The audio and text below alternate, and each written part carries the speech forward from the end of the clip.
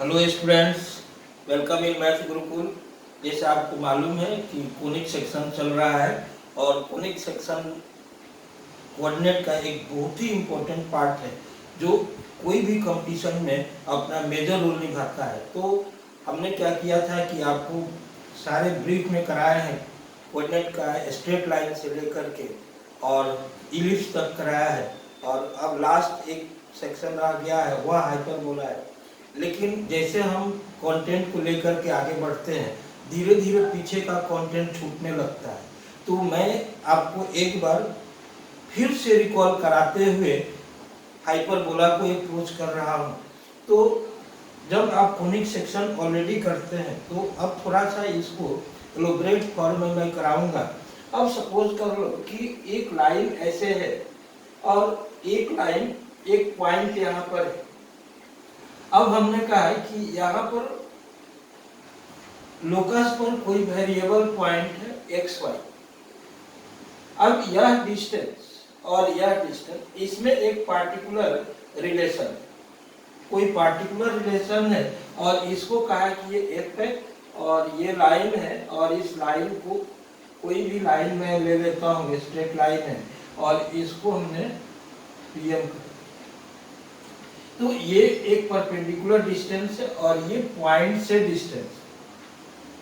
यहाँ पे PF by PM ये एक मेजर रेशियो है और यह रेशियो कांस्टेंट है, ई है। इसको बोलते हैं इसेंट्रिसिटी।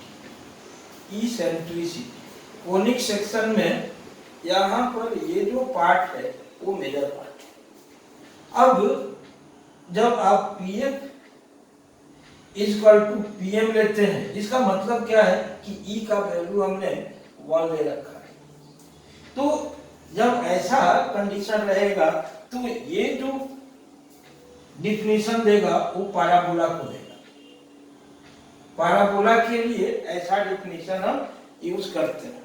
जब स्टैंडर्ड फॉर्म में इसको लिखेंगे तो आपको मालूम है कि यह वैल्यू क्या होता है, x इक्वल टू माइनस ए रहता है। और जब हम इसको सॉल्व करते हैं तो इसको सॉल्व करने से क्या मिलता है, y square equal to 4x मिलता है। यहाँ पर a 0 रहता है। अब हमने यूज किया कि pm equal to e pm तो है, लेकिन यहाँ पर e का वैल्यू क्या है, लेस देन 1। तो लेस देन 1 जब आएगा तब ये क्या बताएगा, ये जो लोकस है इलिप्स को रिप्रेजेंट करेगा, यह वैल्यू इलिप्स को रिप्रेजेंट करेगा। जब हम e का वैल्यू ग्रेटर देन 1 यूज करेंगे तो यह वैल्यू किसको रिप्रेजेंट करेगा, हाइपरबोला को रिप्रेजेंट करेगा। यहाँ पर इसका जो वैल्यू है वह क्या हो गया, हाइपरबोला हो गया। तो यहाँ पर पार्टिकुलरली हम लोग जो यूज कर रहे हैं वह एक लाइन को यूज कर रहे हैं और एक पॉइंट को यूज कर रहे हैं। अब इसमें हाइपरबोला के इस डायग्राम में आ जाते हैं। तो इस डायग्राम में हमने दो ब्रांचेस यहाँ पे दिख रहा है। तो इसका मतलब क्या है कि एक ब्रांच के लिए हम यहाँ पर एक फोकस डिफाइन कर रहे हैं और एक ब्रांच के लिए यहाँ पे फोकस डिफाइन कर रहे हैं। दोनों मिलाकर के एक कलेक्टिव रूप से 2 ब्रांचेस का कर्व है जिसको हाइपरबोला बोल रहे हैं। हाइपरबोला में यहाँ से a1 a2 जब हम यूज कर रहे हैं तो a1 a2 यह आपको क्या कर रहा है कि यह एक टर्मिनोलॉजी है जिसको बोलते हैं ट्रांसवर्स एक्सिस। a1 a2 को बोलते हैं transverse axis. a1 a2 transverse axis, transverse axis. उसी तरह से अब ये जो यहां से वैल्यू दिख रहा है, basically it seems like to intersect at b1 b2 but it doesn't intersect at b1 and b2। तो ये क्या है, बट मेजर रूप से इसको इमेजिनरी पॉइंट बोलते हैं। b1 b2 को हमने क्या डिफाइन कर दिया, एक टर्मिनोलॉजी दिया जिसको बोलेंगे कंजुगेट एक्सिस। तो ये कंजुगेट एक्सिस हो गया और A1 A2 क्या हो गया, ट्रांसवर्स एक्सिस हो गया। तो B1 B2 का हमने एक नाम दिया और जिसको कहा है कि ये कंजुगेट एक्सिस है। यह F एंड F डैश, ये दोनों पॉइंट जो है इनको कंबाइंड रूप से फोकाई बोलते हैं। सिंगल रूप से ये वन फोकस है, ये दूसरा फोकस है। तो अगर फोकस को हम यूज किए तो फोकस एक वैल्यू आएगा AE0 और दूसरा वैल्यू क्या आएगा -AE0। प्रैक्टिकल ऑब्जर्वेशन क्या है, इलिप्स में भी सेम यही चीज यूज करते हैं। इलिप्स में भी यहाँ पर यह वैल्यू जो है फोकस जो है वह सेम होता है। इलिप्स के डिफिनीशन में भी कोई चेंज नहीं होता है। अगर कहा जाए इलिप्स में, अगर मान लो कि यहाँ पर हमने एक माइनर डायग्राम इसको यूज किया तो यह वैल्यू यहाँ पर AE0 यहाँ पर होता है, यहाँ पर -AE0 होता है। तो इसको भी हम देखते हैं कि यहाँ भी सेम टाइप से फोकस मिल रहे हैं और हाँ, डायग्राम में अंतर आ रहा है। डायग्राम में, ग्राफ में क्यों अंतर आ रहा है, क्योंकि इसेंट्रिसिटी का जो वैल्यू है एक में ग्रेटर देन 1 है और एक में लेस देन 1। तो यहाँ पर इसेंट्रिसिटी का वैल्यू क्या है, ग्रेटर देन 1 है। पहले में इलिप्स में इसेंट्रिसिटी लेस देन 1 होता है और इसमें ग्रेटर देन 1 होता है। अब आप इसके स्टैंडर्ड फॉर्म को भी जानते ही हैं।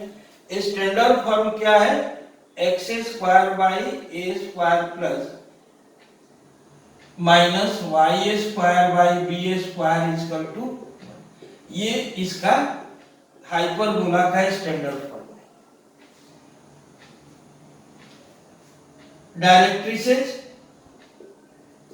डायरेक्ट्रिक्स क्या है, जो ये वैल्यू हम डिफाइन कर रहे हैं pf और pm, तो जो pm जो डिस्टेंस, परपेंडिकुलर डिस्टेंस कहां से डिफाइन कर रहे हैं, वो डायरेक्ट्रिक्स से वो परपेंडिकुलर डिस्टेंस डिफाइन कर रहे हैं। तो डायरेक्ट्रिक्स का जो ये जो इक्वेशन है वह x equal to a by a इधर रहेगा और इस साइड में जब आएंगे तो वह वैल्यू क्या हो जाएगा, -a बाई a।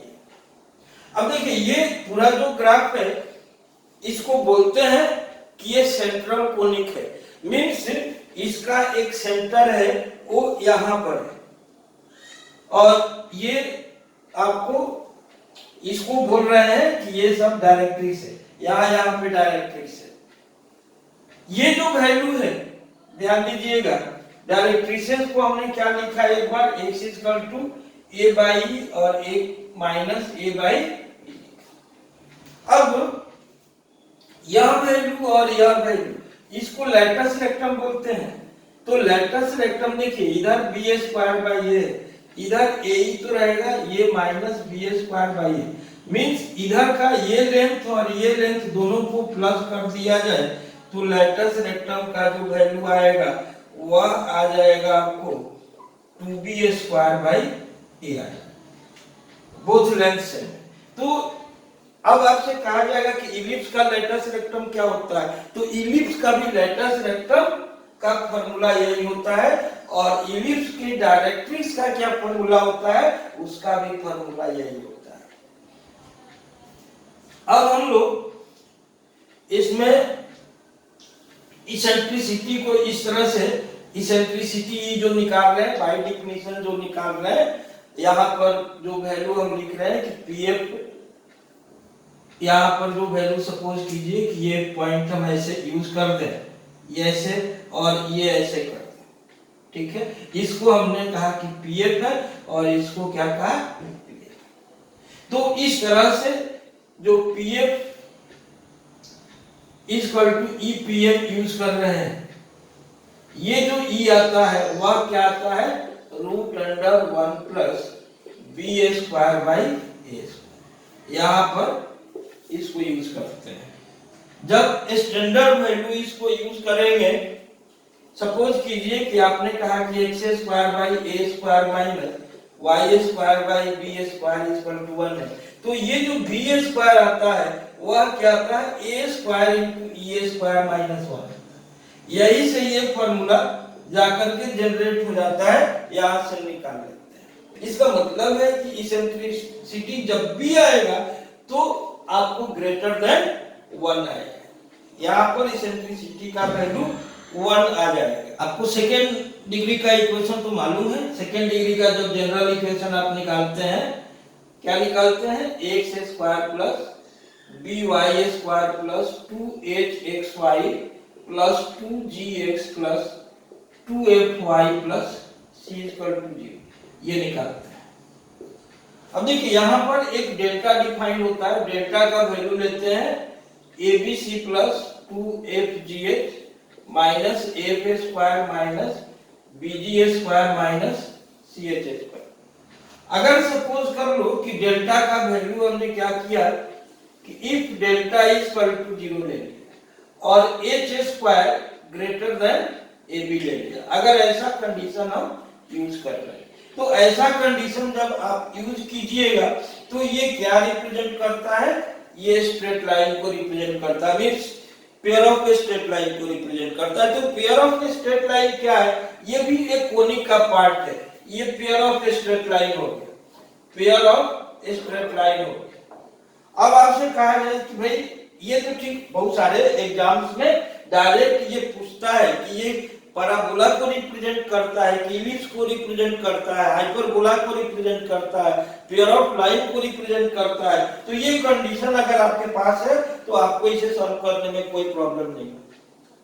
अब आप देखो कि if delta is not equal to 0, अब डेल्टा का वैल्यू 0 नहीं हुआ, मींस ये तो स्ट्रेट लाइन को नहीं रिप्रेजेंट कर रहा। तो जब ये स्ट्रेट लाइन को रिप्रेजेंट नहीं कर रहा है तो जो कोनिक्स है मेजर रूप से सर्कल के लिए तो क्लियर दिख जाएगा कि a इक्वल टू b होना चाहिए, h का वैल्यू 0 होना चाहिए, और वहां पर जाकर के फिर जो है आप सिंपलीफाइड फॉर्म में देख लेंगे कि अगर रेडियस इमेजिनरी आ रहा है तो शायद वो कर्व को नहीं रिप्रेजेंट कर पा रहा है, लेकिन अगर रेडियस पॉजिटिव आ रहा है तो वह क्या कर रहा है, सर्कल को रिप्रेजेंट कर रहा है। अब यहाँ पर जो हम वैल्यू यूज कर रहे हैं कि h स्क्वायर मेजर रूप से 3 कर्व्स को डिस्कस कर रहे हैं, पैराबोला, इलिप्स एंड हाइपरबोला को डिस्कस कर रहे हैं। तो h square is equal to ab हो गया। अगर h square is equal to ab हो गया तो इसको क्या बोलेंगे, पैराबोला बोलेंगे। ये कर्व पैराबोला को रिप्रेजेंट करेगा यदि h square is equal to ab हो और डेल्टा का वैल्यू 0 नहीं। अब ये सेम कंडीशन यूज हो रहा है और h square less than ab हो रहा है, तो ये इलिप्स को रिप्रेजेंट कर रहा है। यहाँ पर ये इलिप्स को रिप्रेजेंट करेगा। h square greater than ab हो रहा हो तो ऐसे कंडीशन में ये क्या करेगा, हाइपरबोला को रिप्रेजेंट करेगा। ये हाइपरबोला को रिप्रेजेंट करेगा। तो एक इस टाइप के जो क्वेश्चंस रहेंगे वहां पर आप यूज करेंगे और वह काम में आने वाला है। अब इसके बाद थोड़ा डिफिनीशन, दूसरे डिफिनीशन पर जाइए और अब इस लाइन के इक्वेशन को, डायरेक्ट्रिक्स को एक लाइन दे दीजिए। कहिए कि डायरेक्ट्रिक्स क्या है, ax plus by plus c equal to 0, ये डायरेक्ट्रिक्स है। और फोकस जो है वह क्या है, अल्फा बीटा है। तो जब ऐसा सिचुएशन आएगा तो और इसेंट्रिसिटी भी लेना ही होगा, तो इसेंट्रिसिटी आप ई ले लिए। pf का वैल्यू x माइनस अल्फा का square and y minus beta का स्क्वायर, और ये e इंटू pm, तो e square into x plus by plus c and by root of a square plus b square और इसका square. तो आप क्या देखें कि यह जो वैल्यू आएगा, अगर इस फॉर्मेट में कोई इक्वेशन आपको दिया हुआ है तो वह भी हाइपरबोला, ये काफी इंपॉर्टेंट फॉर्मेट है, ये डिफिनीशन बेस्ड है और यहाँ पे जेईई मेंस में तो पक्का क्वेश्चन आने का चांस रहता है, एडवांस में भी नियर अबाउट इस पे बेस्ड क्वेश्चन आता है। तो अगर आपको सिंपल ऐसा दिया हुआ है कि x माइनस 1 का स्क्वायर प्लस y माइनस 2 का स्क्वायर, और यहाँ पर यूज किया गया है कि यह आपको twice of 3x plus 4y और इसका होल स्क्वायर ऐसा दिया हुआ है। अब आपसे कहा जा रहा है कि यह किस चीज को रिप्रेजेंट करता है, और इसका अगर मान लीजिए कि ये हाइपरबोला को रिप्रेजेंट कर रहा है तो इसकी इसेंट्रिसिटी क्या है। अगर यहां से कहा जा रहा है कि यह हाइपरबोला को रिप्रेजेंट कर रहा है तो इसकी इसेंट्रिसिटी क्या है, तो हम लोग क्या करेंगे कि इसको इस फॉर्म में ले आएंगे। तो यहाँ पर देखिए ये क्या हो जाएगा, रूट अंडर 25 रहेगा, और इसका स्क्वायरिंग किए तो यह वैल्यू किसके बराबर हो गया, यह रूट अंडर 25, तो इधर क्या आ जाएगा, पहले तो ये 2 लिखा था ना, तो यह हो गया 50 हो गया। अब यह वैल्यू 50 के बराबर हो गया। अब सपोज कर लो कि ये ई स्क्वायर है, तो ये ई स्क्वायर है, इसका मतलब क्या है कि ई का वैल्यू क्या है 5√। मुझे लगता है कि सबको क्रिस्टल क्लियर होगा, कोई प्रॉब्लम नहीं आएगी, बात समझ में आ रही होगी, ठीक है जी। तो इस तरह का ये डिफिनीशन बेस्ड क्वेश्चन है।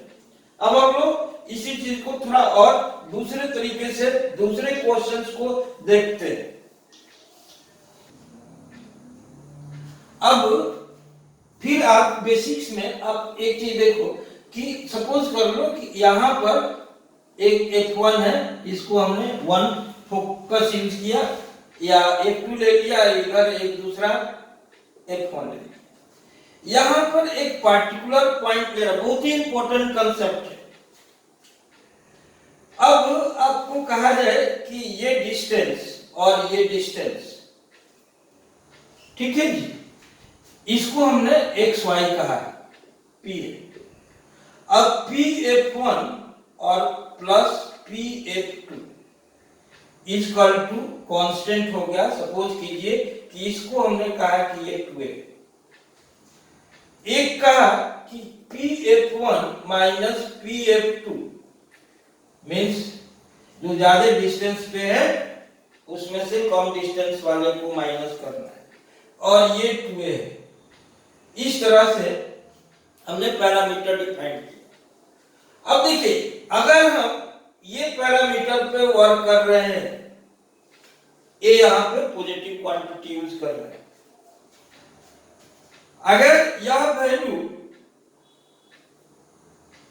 सपोज कीजिए कि यहां पर हम कोई भी पॉइंट लेते, ये पॉइंट अगर P इधर ले लें या इधर ले लें, ठीक है जी, P इधर ले ले, इधर बने इसके अंदर में कहीं भी पॉइंट ले ले, अगर कहीं भी पॉइंट लेंगे और PF1 plus PF2 equal to 2a हो जाए, और यहां पर F1 F2 का वैल्यू, अब F1 F2 का वैल्यू 2a हो, ठीक है ना, ध्यान दीजिए, अगर F1 F2 का वैल्यू 2a है तो यह पॉइंट इधर और इधर कहीं नहीं जा सकता है, सिर्फ इसके अंदर में रहेगा।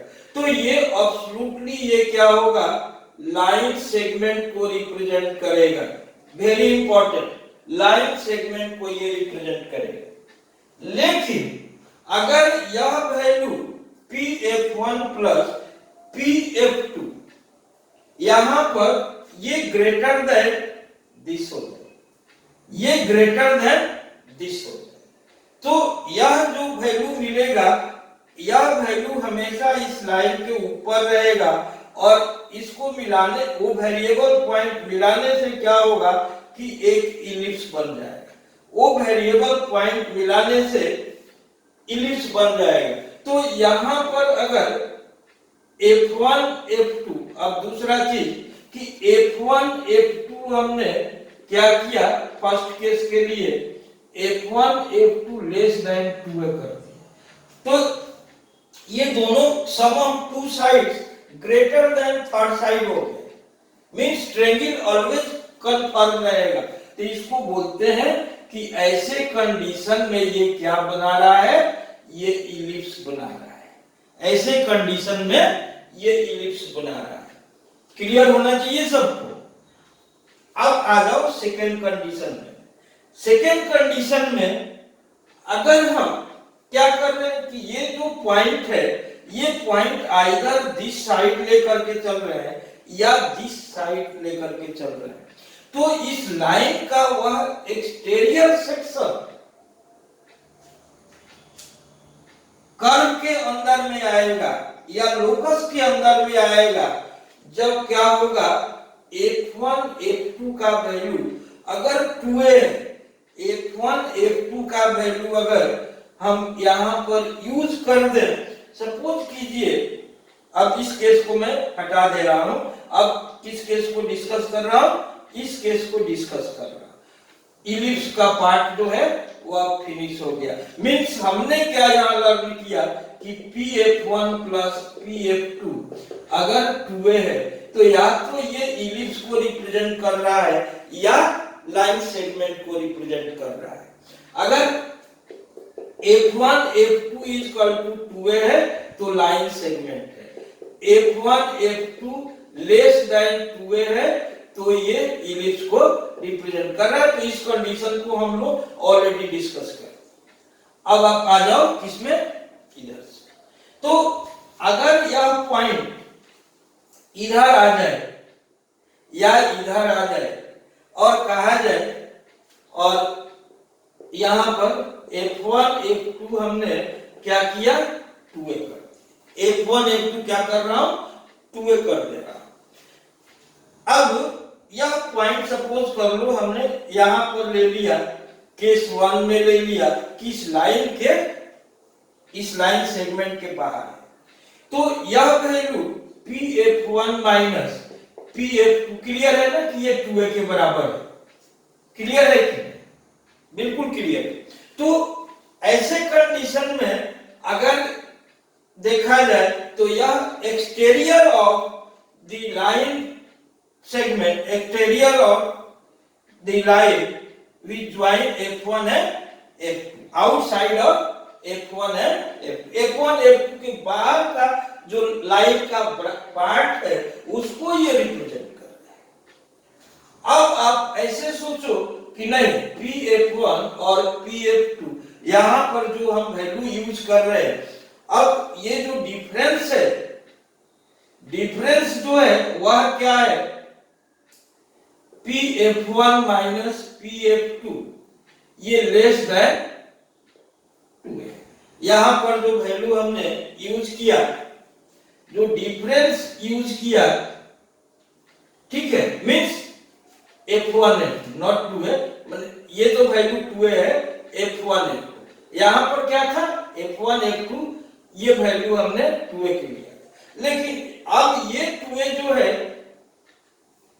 अब ये जो 2a है less than f1 f2, means f1 f2 क्या ले रहा हूं, f1 f2 greater than 2a ले रहा हूं, f1 f2 greater than 2a ले रहा हूं। तो ऑब्वियसली ये क्या करेगा कि ये इधर घूम जाएगा, ये इधर घूम जाएगा, तो इधर का जो वैल्यू है ये इधर से इधर आ जाएगा और ये इधर से ऐसे। तो जब ये इस तरह से ब्रांचेज तैयार करेंगे, बात समझ रहे हैं ना, तो ब्रांचेज जब तैयार करेंगे तो यहां पर ये क्या चीज रिप्रेजेंट करेंगे, हाइपरबोला रिप्रेजेंट करेंगे। तो इस कैटेगरी से हमने देखा कि ये हाइपरबोला को रिप्रेजेंट कर। कॉम्प्लेक्स नंबर में कई बार इस तरह के क्वेश्चन आए हुए हैं। सपोज कर लो कि आपको इस तरह से एक क्वेश्चन दे दिया गया कि z माइनस 2 प्लस 3i ऐसा लिखा जा रहा है, और यह value z minus z plus 2 plus 3i का ऐसे इस्तेमाल कर रहा हूं। अब यहां पर यह वैल्यू हमने 10 यूज कर दिया, यहां पर वैल्यू क्या यूज कर दिया, 10 यूज कर दिया। देखिए अब यह वैल्यू 2a के बराबर है, इसका इसका जब आप डिफरेंस क्रिएट करते हो, यह Z1 Z2, अगर Z1 Z2 का मतलब F1 F2 आप यूज कर रहे हो, ये जो वैल्यू यूज कर रहे हो तो उसका मॉडुलस कितना मिल रहा है, इसमें से हमने इसका माइनस बाहर किया तो ये 4 प्लस 6 आयोटा इस तरह का ये वैल्यू मिल रहा है। ठीक है जी, तो 6 प्लस 4 आयोटा। अब ये बोल रहा है कि ये किस चीज को रिप्रेजेंट कर रहा है, तो यह जब रिप्रेजेंट करने की बात आएगी तो यह किसको रिप्रेजेंट कर रहा है, इलिप्स को, क्योंकि इसका जो वैल्यू आ रहा है वह इससे छोटा है, तो यहां पर ये इलिप्स को रिप्रेजेंट कर रहा है। तो बेसिक डिफिनीशन जब आप देख रहे हैं तो वहां पर जो वैल्यू आएगा, लेकिन अगर मान लो कि ये 10 नहीं रहता, ये किसके बराबर रहता, ये आपको 36 है,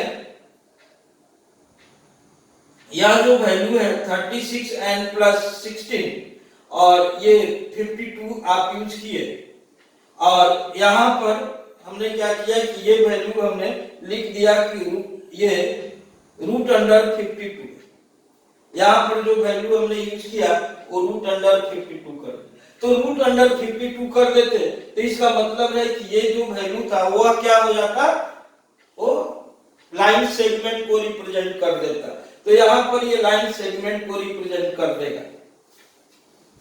वैसे ही अगर हम यूज किए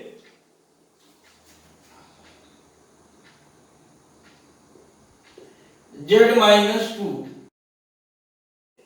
Z प्लस 2, ऐसे यूज कर रहे हो,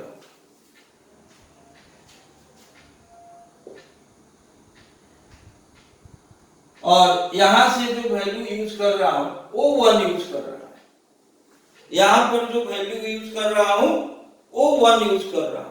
तो देखिए यह जो F1 F2 यूज किए, F1 F2 का वैल्यू किसके बराबर है, 4 के बराबर, और 4 किससे बड़ा है, ग्रेटर देन 1 से बड़ा है, तो ये किस चीज को रिप्रेजेंट करेगा, हाइपरबोला को रिप्रेजेंट करेगा। यहां पर जो वैल्यू आ गया ये हाइपरबोला को रिप्रेजेंट करेगा। बहुत ही रिमार्केबल कांसेप्ट है। तो जो चीजें आपको अभी मैं डिस्कस करूंगा, ओवरऑल थॉरो डिस्कस करूंगा, आपको बहुत ही बेनिफिट होने वाला है इस क्लास में। अब देखिए एक पैरामीट्रिक फॉर्म होता है, तो पैरामीट्रिक में आप क्या यूज करते हो,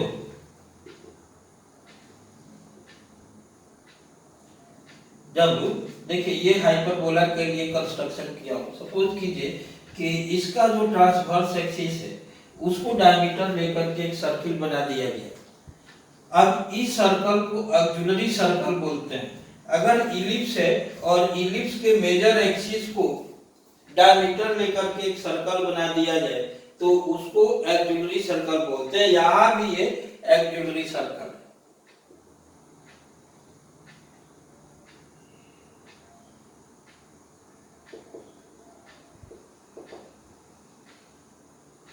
ऑक्सिलरी सर्कल। तो इस तरह से यह जो वैल्यू हम यूज करेंगे, ये देखिए ये x square plus y square equal, यहाँ भी x square plus y square equal to क्या हो जाएगा, ए स्क्वायर हो जाएगा। अब यहाँ पर हमने थीटा वैल्यू यूज किया है, ये पॉइंट है, इसको पैरामीटर के रूप में डिफाइन करना, तो ये वैल्यू यहाँ से यहाँ तक एक्स हो गया। यह रेडियस है तो इसको ए मैं लिख रहा हूं। अब यहां से टेंजेंट हमने ड्रॉप कर दिया, तो टेंजेंट ड्रॉप करने से यह वैल्यू क्या हो जाएगा, ए सेक थीटा हो जाएगा। तो यहां पर x का वैल्यू अगर a सेक थीटा है और x square by a square minus y square by b square equal to 1 है, यह वैल्यू अगर इसमें रख दिया जाए तो y का वैल्यू आ जाता है b tan थीटा। यहां जब इलिप्स रहता है तो इलिप्स में आप यूज करते हो x equal to a cos theta लेते हो और y equal to b sin theta लेते हो। देखो ये इलिप्स का पैरामीट्रिक फॉर्म है और यह किसका है, यह जो वैल्यू है y equal to b tan theta and x equal to a sec theta. तो ये जो वैल्यू है वह हाइपरबोला के लिए पैरामीट्रिक फॉर्म है। पैरामीटर में भी बहुत सारे जो क्वेश्चंस हैं इजी तरीके से होते हैं, तो पैरामीटर में हम इसको यूज करते हैं। एक ऐसा सिचुएशन आएगा जिसमें x square minus y square और ये किसके बराबर हो जाएगा, ए स्क्वायर के बराबर। ऐसा भी सिचुएशन आता है जिसमें ए एंड बी क्या होता है, इक्वल होता है। तो इस ऐसा जब सिचुएशन आएगा तो इसको क्या बोलेंगे, रेक्टेंगुलर बोलेंगे। ये रेक्टेंगुलर हाइपरबोला है। जब आप रेक्टेंगुलर हाइपरबोला यहाँ पर इसेंट्रिसिटी जब आप निकालोगे तो यह वैल्यू क्या मिल जाएगा, 1 plus b square by a square. ये तो इक्वल है। तो कभी कभी रेक्टेंगुलर हाइपरबोला का भी डायरेक्ट इस तरह से सिचुएशन आता है, वो पूछते हैं। अब आपको एक कंजुगेट हाइपरबोला भी आएगा। तो कंजुगेट हाइपरबोला किसको बोलेंगे, देखिए कंजुगेट हाइपरबोला का मतलब है कि आप जो इनके एक्सिस है कंजुगेट जो है उसको ट्रांसवर्स कर दो, ट्रांसवर्स को कंजुगेट कर। यहां पर x square by a square minus y square by b square equal. अब इसका हमें कंजुगेट हाइपरबोला चाहिए तो माइनस लगा दो, x square by a square minus y square by b square equal to 1। Means x square by a square और minus y square by b square minus side यहाँ transfer. आप ऐसे भी बोल सकते हैं y square by b square minus x square by a square equal to. अलग अलग फॉर्मेट में माइनस यहाँ लगा दो, यहाँ लगा दो, यहाँ लगा दो, कोई प्रॉब्लम नहीं है। तो इनको बोलते हैं कि ये कंजुगेट हाइपरबोला है।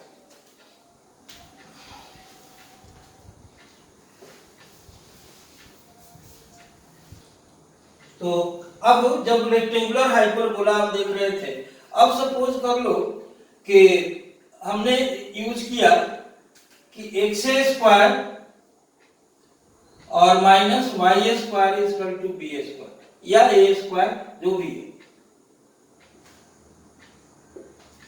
लेकिन स्टैंडर्ड फॉर्म क्या बोलता है, x y equal to c square, x y equal to minus c square. इस टाइप से ये लोग होते हैं। मीन्स यहाँ पर कोऑर्डिनेट सिस्टम को चेंज कर दिया गया है, इसको रोटेट कर दिया गया है। यह जो वैल्यू है अगर हम 45 डिग्री से इस कर्व को रोटेट कर दें, 45 डिग्री से अगर इस कर्व को रोटेट कर दें तो ये सिचुएशन ऐसे आ जाएगा और ये सिचुएशन ऐसे। तो यह क्या हो गया, रेक्टेंगुलर हाइपरबोला हो गया।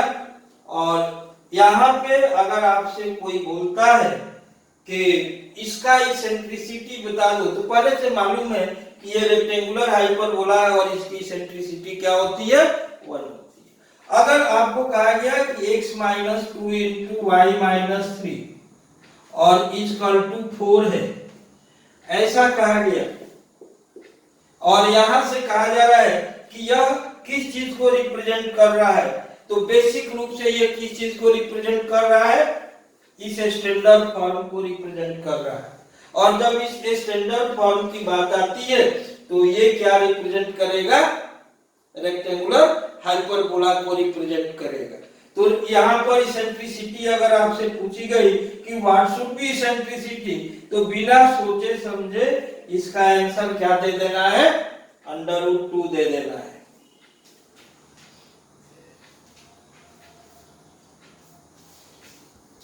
अब फिर कुछ जो फंडामेंटल्स जैसा मैं बोलता हूं कि जब भी आप कर्व्स लेते हो तो वहां पे पॉइंट ऑफ कांटेक्ट आएगा, वहां पे इंटरसेक्टिंग पॉइंट आएगा, टेंजेंट आएगा, नॉर्मल आएगा, ये सारे कर्व्स के कुछ कॉमन कैरेक्टर्स। तो वो कॉमन कैरेक्टर्स में फिर आप देखिए y equal to mx plus c हमने एक लाइन लिया और अब मैं बोल रहा हूं कि y square equal to 4ax, इस पे ये टेंजेंट है। तो यहां पे टेंजेंट रहने के लिए condition to be tangent, condition to be tangent, tangent के कंडीशन के लिए ये क्या होना चाहिए, C is equal to a by m होना चाहिए, C is equal to a by m होना चाहिए। अब आपसे कहा जाए कि x1 y1 पे टेंजेंट अगर आपको इसके लिए बतानी है तो आप क्या यूज करते हैं, y1 is equal to 2a into x plus x1 use करते हैं। सही है। अब बोलिए कि y is equal to mx plus c x square by a square plus y square by b square, या सर्कल को ले लीजिए कि x square plus y square is equal to r square है और इस पे ये टेंजेंट है, ये इस पे टेंजेंट है, तो यहाँ पर क्या लिखेंगे, c square is equal to r square into 1 plus. एक जगह पर अगर ये कंपाइल रहते हैं तो आपको रिजल्ट में बहुत फायदे होते हैं। वैसे ही अगर x square by a square plus y square by b square is equal to 1 पे टेंजेंट है तो c square is equal to a square m square plus b square होता है। देख लीजिएगा एक साथ, अगर कंपैरेटिव रूप से आप माइंड में रखेंगे it will be so easy and simple. तो और जब इसके लिए टेंजेंट यूज करेंगे x1 y1 is equal to r square, यहाँ पे टेंजेंट के लिए यूज करेंगे x1 by a square plus y1 by b square is equal to 1। अब जब हाइपरबोला का यूज करेंगे x square by a square minus y square, तो यहाँ पर c square is equal to क्या आ जाएगा, m square minus b square आ गया। तो यहाँ पर एक कंपैरेटिव स्टडी करके आप रखेंगे, एक ही बार में पूरे आपको कोनिक सेक्शन, सर्कल, ये सारी चीजें, सबका जो बेसिक फार्मूला है, रिवीजन कंसेप्ट है, वो सब एक साथ आपके माइंड में आ जाएगा। क्विक रिवीजन का ये सबसे इंपॉर्टेंट पार्ट है, आप बहुत जल्दी यहाँ पे रिवाइज अपना कंसेप्ट कर लेंगे। अब आप देख लो कि अगर मान लो कि आपको कहा जाए कि भाई डायरेक्टर सर्कल इनके बताइए, थोड़ा डायरेक्टर सर्कल के बारे में बताइए। तो डायरेक्टर सर्कल जब आपको x square plus y square is equal to a square के, डायरेक्टर सर्कल क्या होता है, locus of point where pair of tangents intersect at right angle. तो राइट एंगल पे जब पेयर ऑफ टेंजेंट इंटरसेक्ट, उनके लोकस को बोलते हैं। यहाँ पर x square plus y square is equal to 2a square, और जब x square by a square और वाई, या पैराबोला को ले लो, y square is equal to 4ax। तो जब यहाँ पर यूज करते हैं तो ये आता है, क्या आता है जी, x is equal to minus a आता है। बड़ा आश्चर्य की बात है कि ये डायरेक्टर सर्कल है, लेकिन बेसिकली ये क्या है, स्ट्रेट लाइन है। तो जितने भी कोनिक्स हैं उनके सबके जो डायरेक्टर सर्कल है वो तो सर्कल है, एक्सेप्ट पैराबोला। पैराबोला का क्या है, स्ट्रेट लाइन है, और that straight line is directrix. अब आप x square by a square plus y square by b square is equal to 1, तो इसका जो डायरेक्टर सर्कल है वह क्या है, x square plus a square, यहाँ पे x square plus y square is equal to a square plus b square. और याद रखिएगा हाइपरबोला के लिए x square plus y square is equal to a square minus. बहुत बार क्या होता है कि आपके कंसेप्चुअल टेस्टिंग के लिए वो क्या करते हैं कि यहाँ पर a का जो वैल्यू है वो b के वैल्यू से न्यूमेरिकली लेस कर देते हैं। तो जब न्यूमेरिकली लेस कर देंगे तो स्टूडेंट क्या करेंगे, बी स्क्वायर माइनस ए स्क्वायर कर देते हैं, वह गलत है। एक्चुअल में वैसे कंडीशन में director circle imaginary director circle हो जाएगा, डायरेक्टर सर्कल का कोई वजूद नहीं रहेगा। इमेजिनरी का मतलब है कि दैट डजंट एग्जिस्ट। अब हम सेम कंडीशंस को लेकर के अगर मान लो कि आगे बढ़ रहे हैं, जितने भी इक्वेशंस हैं, सपोज कर लो कि हमने एक क्या किया कि टेंजेंट के इक्वेशन को सोचा। किसके? टेंजेंट के इक्वेशन को सोचा। एक बहुत ही इंपॉर्टेंट कंसेप्ट है, वह क्या है कि अगर मान लो कि आपके पास ax square plus by square plus 2hxy plus 2gx plus 2fy plus c equal to 0 है। यह क्या है? जनरल सेकेंड डिग्री इक्वेशन है। यहां पर हमने कहा है कि x1 y1 इस कर्व पे पॉइंट है, तो इसका टेंजेंट बतानी है। तो हम यहां पर यूज करेंगे कि यह value a x1 and b y1 और यहां से h into x y1 plus y x1 और plus g into x plus x1 and plus f into y plus y1 और प्लस c इक्वल टू 0। तो देखिए ये एक जनरलाइज कंसेप्ट है जहां पे आपको टेंजेंट का इक्वेशन जो है सारे कर्व के लिए, सर्कल से लेकर के हाइपरबोला तक के लिए, सबके लिए एक ही फॉर्मूला है। और एक फॉर्मूले को अगर आप अच्छे तरीके से यूज करते हैं तो आपको कोई भी ये सब फॉर्मूले याद रखने की जरूरत नहीं होगी। एक ही फॉर्मूले से सारे टेंजेंट के इक्वेशन को आप कर पाएंगे, सिर्फ और सिर्फ दिस इज सफिशिएंट। अब सपोज कीजिए कि आपको कहा गया कि x y इक्वल टू 4 है और 2 2 पे टेंजेंट बतानी है। कहां पर बतानी है? 2 2 पे टेंजेंट बतानी है। तो आप यहां पर क्या किए कि यहां से ये पार्ट नहीं है और ये कंप्लीट पार्ट नहीं है। क्या पार्ट है? ये वाला पार्ट है। अब देखो ये हाइपरबोला हो गया और यहाँ ये 2 2 पॉइंट इसको सेटिस्फाई करा मैंने, कर्व पे ये पॉइंट है। तो यहाँ पर अगर हमें कहा जाए कि टेंजेंट का आपको इक्वेशन बतानी है तो शॉर्टकट में आप क्या करेंगे? ये पार्ट 0 है, ये पार्ट नहीं है, सिर्फ ये पार्ट है। तो यहाँ पर हमने क्या किया कि ये 2 यहाँ पर नहीं है, मैंने इसका मतलब है कि मैं 2 से डिवाइड कर रहा हूं, तो यहाँ 2 से डिवाइड कर दिया। अब x y1 means x y1 का वैल्यू 2 और y x1 यहाँ भी वैल्यू इक्वल टू क्या है? c square 4।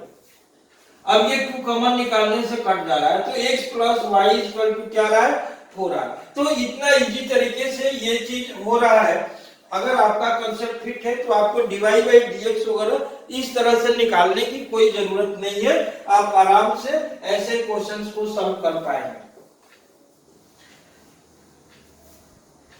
जनरली क्या होता है कि जब आप टेंजेंट के इक्वेशन को लिखते हैं, सपोज कीजिए कि y square equal to 4ax आपने यूज किया और यहाँ पर टेंजेंट लिखना है, मींस t से डिनोट कर रहे हैं और इसको लिख रहे हैं y y1 minus 2a into x plus x1 equal to 0। ये टेंजेंट के इक्वेशन को मैं लिख रहा हूं। उसी तरह से जब आप x square plus y square equal to r square लिख रहे हो तो t का वैल्यू आप क्या यूज करते हो? x x1 plus y y1 equal to या minus equal to r minus लिख देता हूं, तो यहाँ पर value minus r square equal to, ये वैल्यू किसके लिए हो गया? t के लिए। तो एक नोटेशन t क्या रिप्रेजेंट कर रहा है? टेंजेंट को रिप्रेजेंट कर रहा है। अब सपोज कर लो कि हमने एक सर्कल ले लिया और सर्कल में बाहर से ऐसे पॉइंट, ऐसे हमने ये वैल्यू यूज किया, यहां से टेंजेंट ड्रॉप कर रहा हूं, ये x1 y1। तो यहाँ वो क्या यूज करूंगा कि T square equal to s1 किसको बोलेंगे? अब देखिए x1 square plus y1 square minus r square, इसको क्या बोलेंगे? s1 बोलेंगे। X square plus y square minus r square, इसको क्या बोलेंगे? एस बोलेंगे। X x one plus y y one minus r square, इसको क्या बोलेंगे? टी बोलेंगे। अब यह वैल्यू जो है वह क्या कर रहा है? इस लाइन को और इस लाइन को कंबाइंड रूप से रिप्रेजेंट कर रहा है। अब सेम सिचुएशन क्या आएगा? ये हाइपरबोला के लिए भी काम करेगा, इलिप्स के लिए भी काम करेगा और पैराबोला के लिए भी काम करेगा। वैसे ही अगर मान लीजिए कि हाइपरबोला को मैं यूज कर दूं और बोलूं कि भाई यहां पे ये कॉर्ड है और ये कॉर्ड का ये मिड पॉइंट है। मिड पॉइंट हमने क्या ले लिया? x1 y1 ले लिया। मिड पॉइंट हमने क्या ले लिया? x1 y1 ले लिया। अब कह रहा हूं कि इसका कॉर्ड का इक्वेशन बताइए, तो कॉर्ड का इक्वेशन क्या होगा? t = s1। t = s1। यहां भी अगर कोई कॉर्ड सपोज कर लो कि ऐसे ले रखा हूं और यहां पर कोई point middle point x1 y1 है, तो इसके लिए भी इस कॉर्ड का इक्वेशन क्या होगा? t = s1। t मालूम है, s1 भी मालूम। यहां के लिए t का वैल्यू क्या होगा? x x1 by a square minus y y1 by b square और minus 1 is equal to x1 square by a square minus y1 square by b square minus ये -1 कैंसिल कर सकते हैं। तो t is equal to s1, ये formula ये parabola में भी यूज होगा, हाइपरबोला में भी यूज होगा, सर्कल में भी यूज होगा। जहां जहां हमको यूज करना है सब में ये इक्वली सिग्निफिकेंट। अब ये जो वैल्यू हमने यूज किया है, अब यहाँ पे थोड़ा सा और चेंज ले आओ। पूरे आप कोऑर्डिनेट को एक साथ कंपाइल करके और पूरे कंसेप्ट को माइंड में एक साथ कर सकते हैं। ये बहुत ही इजी काम है। अब इस हाइपरबोला में हम लोग ये देख रहे हैं, सपोज कीजिए कि यहाँ पे हमने कोई एक पॉइंट ऐसे ले, अब यहां से पेयर ऑफ टेंजेंट हमने इधर से ड्रॉ कर, इसको कनेक्ट किया। अब ये x1 y1 है, तो x1 y1 अगर यहां पर हमने ले लिया और कहा कि इसका AB का इक्वेशन, तो इसको क्या बोलते हैं? Code of content. AB क्या है? Code of content. अब इधर से जब हम इक्वेशन की बात करेंगे तो इधर से जो भी आपको कोड ऑफ कंटेंट आएगा वो क्या आएगा? टेंजेंट के इक्वेशन के बराबर है। यहाँ पर जो वैल्यू है, अब यह t = 0, जरूरी नहीं है कि इस हाइपरबोला के लिए आप यूज कीजिए।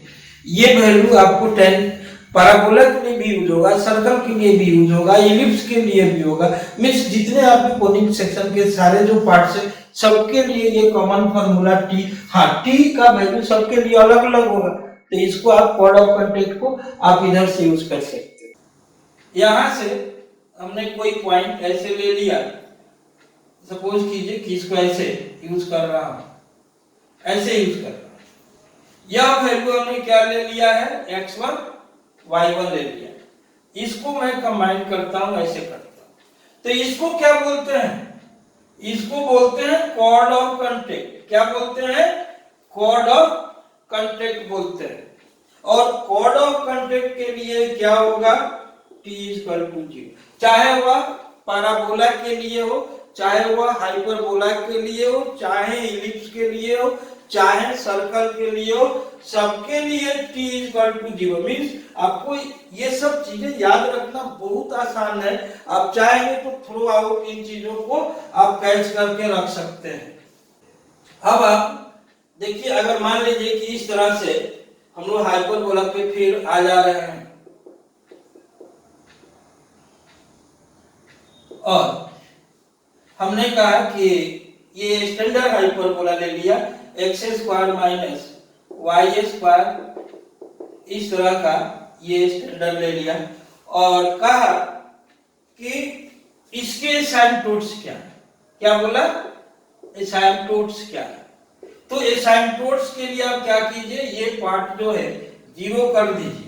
तो x by a equal to plus minus y by b, ये एसिम्पटोट्स मिल जाएंगे। एसिम्पटोट्स का मतलब क्या होता है कि ऐसे स्ट्रेट लाइन जो कर्व को इंफिनिटी पे जाकर के टच करते हैं, जो कर्व को कहां पर जाकर के टच करते हो, इंफिनिटी पे टच कर, मींस ये टच नहीं करने वाले हैं, they are tending to touch the curve, तो ये वैल्यू है। लेकिन अगर मान लो कि ऐसा सिचुएशन आ गया कि x square plus b y square plus 2hxy plus 2gx plus 2fy plus c equal to 0, ये हाइपरबोला है। और इस हाइपरबोला में अगर आपसे कहा गया कि भाई यहाँ पे एसिम्पटोट बताओ, तो यहाँ पर एसिम्पटोट के लिए आपको इसका अगर एसिम्पटोट कहा जाएगा कि इसका एसिम्पटोट बताओ, तो ये क्या हो जाएगा, x square plus b y square plus 2hxy plus 2gx plus 2fy plus k equal to 0। There will be only difference of constant term, और ये कांस्टेंट टर्म यहाँ पे जब आप कैलकुलेट करेंगे, यहाँ पर जब इस कांस्टेंट टर्म को कैलकुलेट करेंगे तो आपको यहाँ पर क्या मिलेगा, ये k कैलकुलेट करने के लिए आपको यूज करना होगा फिर a b c के जगह को k ले लिया है plus 2fgh minus f square minus b g square minus c h square, तो के एच स्क्वायर इक्वल टू 0। ये जब पहले से ए बी एच सब मालूम है और सिर्फ क्या नहीं मालूम है, के नहीं मालूम है, तो जब यह फॉर्मूला हम यूज करेंगे तो जाकर के हमें इस तरह से, तो हाइपर आपने देखा क्या कि कोनिक का जो मेजर कंसेप्चुअल वर्क है वहां पर हम लोग ओवरलुक किए हैं।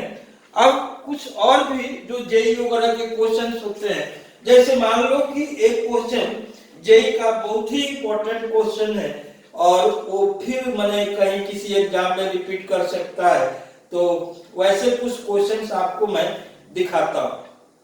जैसे फर्स्ट क्वेश्चन आप सपोज कर लो कि हमने कहा कि बहुत ही सिंपल टेक्निकल और एग्जाम में रिपीट होता है।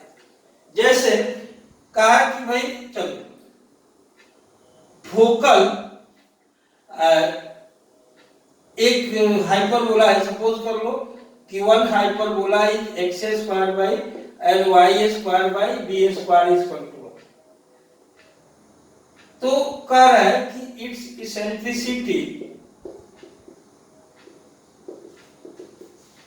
is even and eccentricity of its conjugate hyperbola e2, तो 1 by e1 square plus 1 by e2 square, ये क्या होगा, ये बड़ा ही सिंपल टाइप का है। तो आपको कंजुगेट हाइपरबोला को हमने सिखाया है, एक हाइपरबोला ये दिया हुआ है और इसका कंजुगेट हाइपरबोला क्या है, ये वाला इसका कंजुगेट हाइपरबोला है। तो यहाँ पर अगर हम इसका इसेंट्रिसिटी e1 है, इसका इसेंट्रिसिटी e2 है और मैं इसको यहाँ पर यूज करूं, तो ये वैल्यू क्या हो जाएगा, root under 1 plus b square by a square, यहाँ पर क्या है बी स्क्वायर बाई, और ये क्या है 1 by root 1 plus a square by b. देखिए इसको सिंप्लीफाई करने से ये क्या मिल रहा है, यह वैल्यू ए स्क्वायर प्लस बी स्क्वायर इधर से मिल रहा है, ठीक है ना जी। जब हमने इसको सिंप्लीफाई किया तो इधर से जो वैल्यू रिजल्ट आएगा, स्क्वायरिंग करने से ये हट गया, स्क्वायरिंग करने से ये हट गया, यहाँ पे स्क्वायरिंग करने से हटा। अब इधर से ए स्क्वायर प्लस बी स्क्वायर और ए स्क्वायर प्लस बी स्क्वायर आ रहा है, तो रिजल्ट क्या आ रहा है, तो ये रिजल्ट जो है काफी वैल्यूएबल है और बहुत सारे एग्जाम्स में इसके रिपीट होने का चांस है। तो इस चीज को हम ध्यान में रखेंगे। तो यहाँ पर कॉन्फोकल का मतलब क्या है कि जिनका फोकल पॉइंट एक ही हो, कॉमन हो। तो कॉन्फोकल मीन्स इलिप्स का वही फोकस है जो हाइपरबोला का फोकस है। तो अगर मान लो कि हम लोग यहाँ पर ऑब्जर्व करें तो ये क्या दिख रहा है, ये रेक्टेंगुलर हाइपरबोला दिख रहा है। तो इस E2 का वैल्यू डायरेक्ट में क्या लिख दूं, √2 लिख। रेक्टेंगुलर हाइपरबोला की सेंट्रिसिटी क्या है, √2। अब इधर से हमने यूज किया तो ये आ गया x²/, देखिए यहाँ पर x² इसको हमने कहा कि ये λ²a², और इधर से y² इधर से क्या आ गया, a² हो गया, और यह वैल्यू आ गया। तो यहाँ पर एक का एसेंट्रिसिटी आपको दिख रहा है। अब सपोज कर लो कि इसको मैं बोलूं कि इसका फोकस क्या है, तो इसका फोकस क्या हो जाएगा, ए के जगह पर यह वैल्यू है λa, और साथ में ई के जगह पर क्या है, E1 है, और यह वैल्यू 0। इधर से अगर इसके लिए कहा जाए कि इसका फोकस क्या है, तो ये क्या हो जाएगा, E2 0। तो यह वैल्यू और यह वैल्यू कंपेयर कर सकते हैं, क्योंकि कॉन्फोकल होने से ये दोनों इक्वल होंगे, ये और ये यहाँ से कैंसिल। अब जब वैल्यू आप निकालेंगे कि यहाँ से कंपेयर किए और लैम्डा E1 E2, अब आप एक फार्मूला ऐसे सोचो कि आपके पास जो इसका इसेंट्रिसिटी है ये हमने यूज किया लैम्डा इनटू और रूट अंडर E1 का वैल्यू क्या लिख सकता हूँ, 1 - 1/(this²/this²), तो ये λ²। यहाँ से वैल्यू क्या आ रहा, √2 आ रहा है।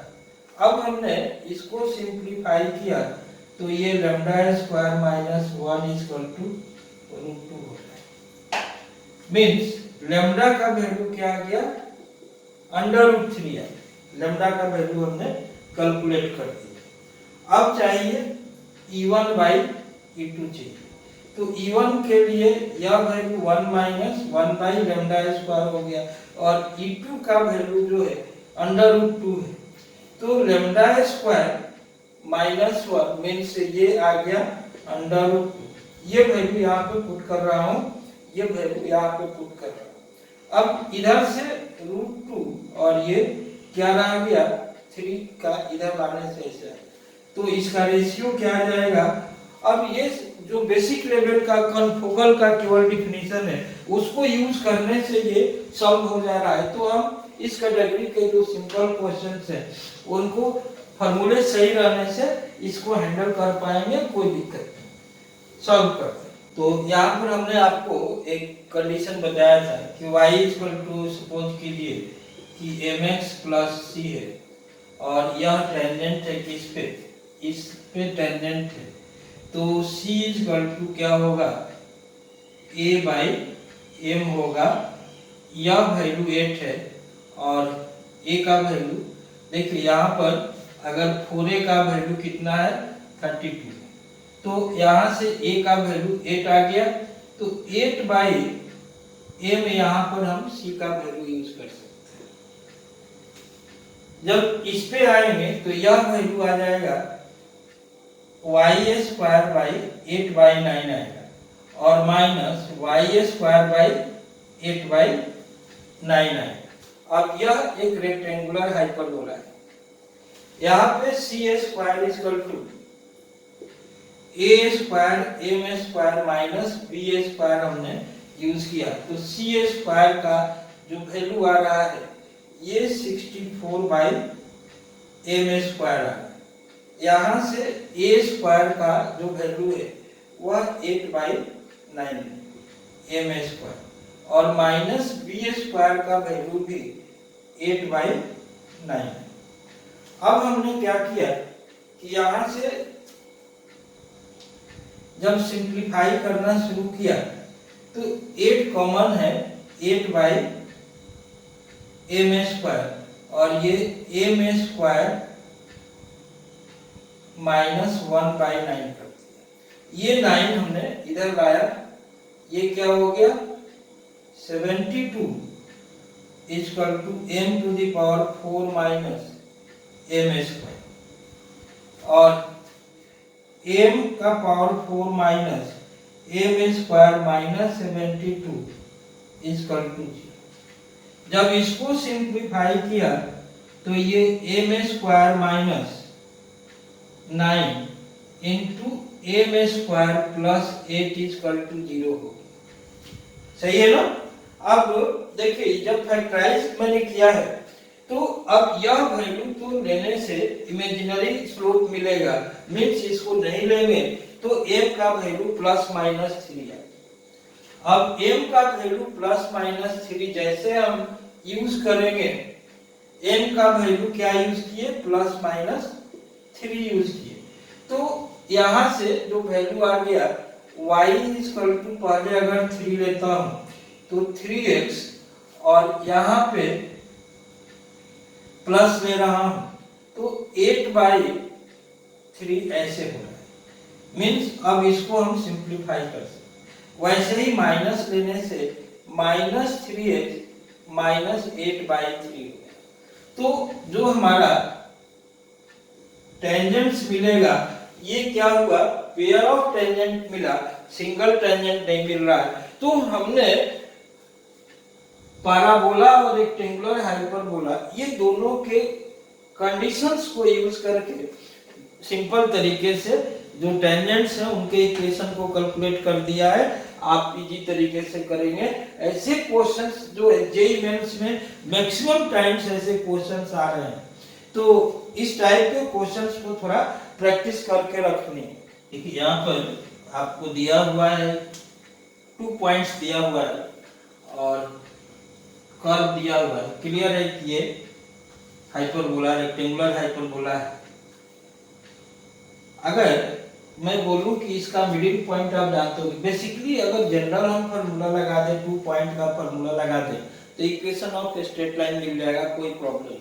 लेकिन उस फार्मूले को लगाने से ये कोई ऑप्शन मिलता ही नहीं। इट मींस हमें कंसेप्ट पे जाना पड़ेगा कि यहाँ पे जो कॉर्ड के लिए कुछ फार्मूला होता है, तो वह फार्मूला क्या है t इक्वल टू s1 है।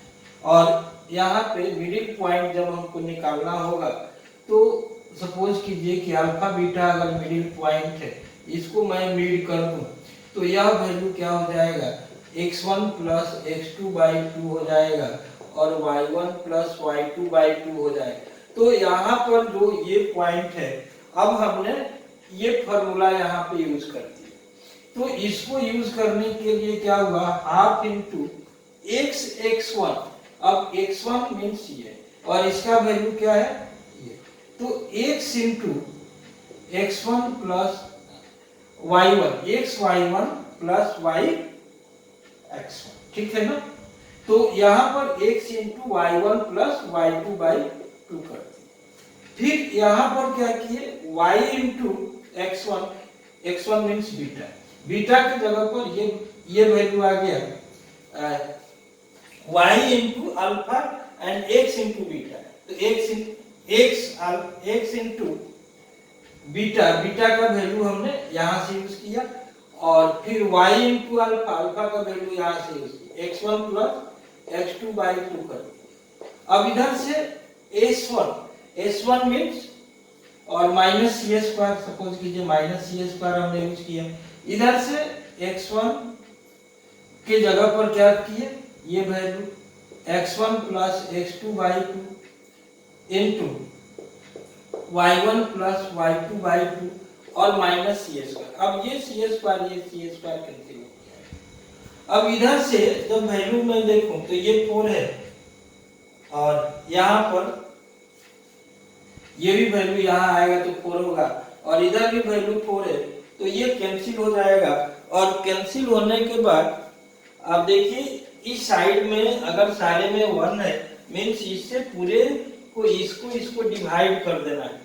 तो जब डिवाइड कर रहे हैं तो हमें रिजल्ट क्या मिल रहा है, x बाई इसको डिवाइड करने से मिल रहा है x1 प्लस x2 और इससे इसको डिवाइड करने से y by y1 plus y equal to में क्या मिल रहा है 1 मिल रहा है। मीन्स यह डायरेक्ट फार्मूला है। अगर हमने डायरेक्ट फार्मूले को अप्रोच किया और ये 2 बार जेईई मेंस में आ चुका है तो इस कैटेगरी से इस क्वेश्चन का थोड़ा वेटेज ज्यादा है, तो ऐसा क्वेश्चन बनाने से वो काम चलेगा। और खासकर हाइपरबोला जब पढ़ते हैं तो नॉर्मली कंजुगेट हाइपरबोला और हाइपरबोला पे बेस्ड क्वेश्चंस रहते हैं। अब सिंपलेस्ट एक क्वेश्चन यहाँ पे आया है कि अगर यह एक हाइपरबोला है और इसके कंजुगेट हाइपरबोला के फोकाई को अगर हम कनेक्ट करते हैं, क्वाड्रिलेटरल बन रहा है, तो उस क्वाड्रिलेटरल का एरिया क्या होना चाहिए। तो अगर हमने क्वाड्रिलेटरल एरिया सपोज कीजिए इस तरह से, जो क्वाड्रिलेटरल हम बना रहे हैं यहाँ से जो वैल्यू आ रहा है क्लियर रूप से AEN 0 आ रहा है। यहाँ पर जब वैल्यू हम लिखेंगे तो यहाँ पर क्या आएगा, यहाँ पर जब वैल्यू हम यूज करेंगे तो यह वैल्यू आपको यूज करेंगे और कंजुगेट वाले का जब यूज करेंगे तो यहाँ पे AE1 अगर मैं यूज कर दूं तो ये क्या हो जाएगा, E2 हमने यहाँ पर यूज कर दिया। अब इसका एरिया हमें अगर निकाल दें तो एग्जैक्टली ये एरिया और ये एरिया सिमेट्रिक है। तो सिमेट्रिक होने का मतलब है कि मैं 4AE1 E2 इस तरह से इसका एरिया निकाल दूंगा। अब 4 और A और B भी 4AB और इस तरह से, तो 4AB E1 का वैल्यू हमने यूज किया, यह क्या यूज किया 1 plus BA square by A square ऐसे यूज किया। और इधर से क्या यूज किया 1 plus A square by BA square use किया। अब देखिए AB कैंसिल हो रहा है, AB कैंसिल होने के बाद यह क्या मिल रहा है, ये 4 into A square plus BA square और क्या होना चाहिए जी, ये हाफ भी होना चाहिए था। मीन्स हाफ इंटू पहले इस ट्रायंगल का एरिया निकाला तो ये half into AB E1 E2 आया, AB E1 E2 आया, तो यहाँ पे बाई 2 कर दे रहा हूँ, यहाँ पे बाई 2 कर दे, तो कितना एरिया आ जाएगा 2A square plus BA square आ जाएगा। तो इस तरह से कंजुगेट वाले का ये जेईई मेंस के लिए ये भी काफी इंपॉर्टेंट क्वेश्चन है। और थोड़े से बस एक बार आप डायग्राम को ऑब्जर्व करेंगे और यहाँ से डायरेक्ट रिजल्ट को यहाँ पे पुट कर देंगे तो इस तरह से ये बन जाएगा। तो हमने ओवरऑल क्या किया, कोनिक सेक्शन में आपको थ्रू आउट जो मेजर कंसेप्ट है सबको डिस्कस किया। और फर्दर अगर आपको कोई भी कंसेप्चुअल क्लैरिटी की जरूरत होती है तो आप नो डाउट हम लोग के पास जो लिंक है, व्हाट्सएप नंबर हमेशा शेयर करते रहते हैं और एक आपको नेट गुरुकुल करके आपको ऐप में आप जाएंगे और वहाँ पे बहुत सारे वो जो टीचर्स हैं, मैं खुद भी इन्वॉल्व रहूंगा और जो भी डाउट रहेगा वहाँ से भी आप अपने कनेक्शंस के थ्रू आप वहाँ से भी आप फायदे उठा सकते हैं और पर्सनल व्हाट्सएप नंबर भी यूज करके फायदे उठा सकते हैं। और बहुत तरह की सर्विसेज आप लोग के लिए मैं ला रहा हूँ जिससे हमारे एक्सपीरियंस नॉलेज का फायदा आप लोग को मिलते रहे। ओके जी, थैंक यू।